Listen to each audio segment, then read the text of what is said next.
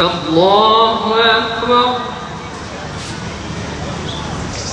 صراط الذين أنعمت عليهم فألف بين قلوبكم فأصبحتم بنعمته إخوانا.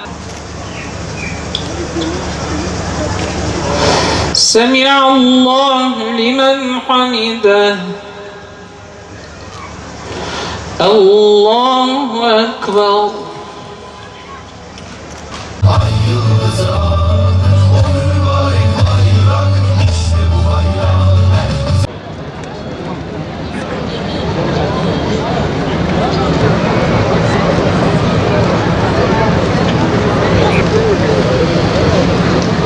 ولا تحسبن الذين قتلوا في سبيل الله أمواتا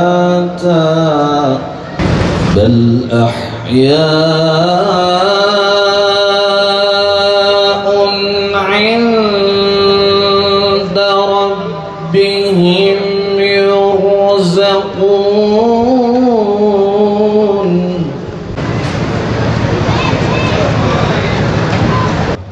Gönül olarak da hatırlamakta fayda var. Neden buradayız? İşte Gazi şehrin torunları 100 yıl önce ecdat nasıl burada durduysa bu kaleye, beyaz bayraklı kaleye ne dedi? Benim kalemin üzerindeki bayrağa ne dedi? Al alnımdaki ak, ak alnımdaki ak, bayraklar içinde en güzel bayrak Gaziantep Kalesi'ne asıldı. Bunu en iyi Şahin Bey'in torunları bilir. Cesedimi çiğnetmeden düşmanı girdirmem diyen Şahin Bey'in torunları bilir. Anasının başörtüsüne asıldığı zaman canını veren Şehit Kamil'in torunları bilir. Bunu kara yılanların torunları bilir. İşte o er meydanı 15 Temmuz'du. Bu milletin topunu, tüfeğini kardeşlerine doğrultanlara yazıklar olsun. O hainlere yazıklar olsun. Şu meydan sana şunu söylüyor. Türkiye geçinmez. Çünkü Gazi şehir geçinmez. Değerli hemşerilerim, içinde bulunduğumuz bu topraklar ve bu vatan tarih boyunca sayısız badireler atlatmış ve bütün bu badirelerden güçlenerek çıkmıştır. Bütün bu mücadele kuşkusuz kolay olmamıştır. Bazen tek bir kahraman koskoca bir milletin kaderini değiştirir. 15 Temmuz'da ülkemizin dört bir yanında milyonlarca kahraman ortaya çıkmış ve kendileriyle birlikte bütün milletin geleceğine damga vurmuştur.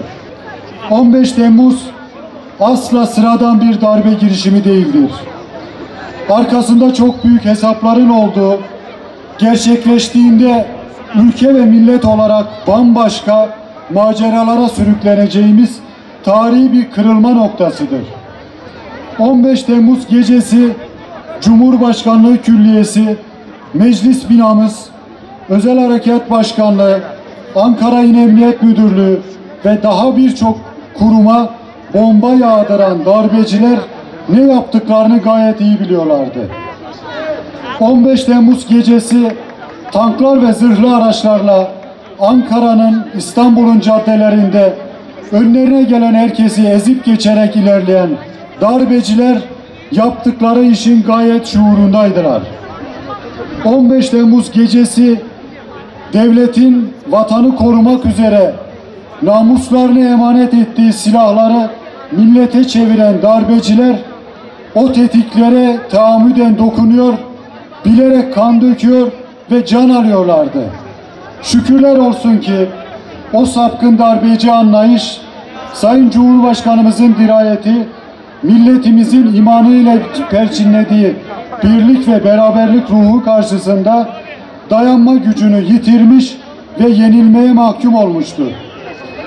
Milletimiz Çanakkale'de nasıl bütün dünyaya Çanakkale geçilmez demişse, darbe sabahı darga darga bu vatanın her bir karışını kendi üzerine düşen görevi yerine getirmiş ve Türkiye Büyük Millet Meclisi geçilmez, Boğaziçi Köprüsü geçilmez, Gölbaşı geçilmez, Kızılay geçilmez, Kahraman geçilmez, Gaziantep geçilmez, milli irade geçilmez ve nihayetinde Türkiye geçilmez demiştir.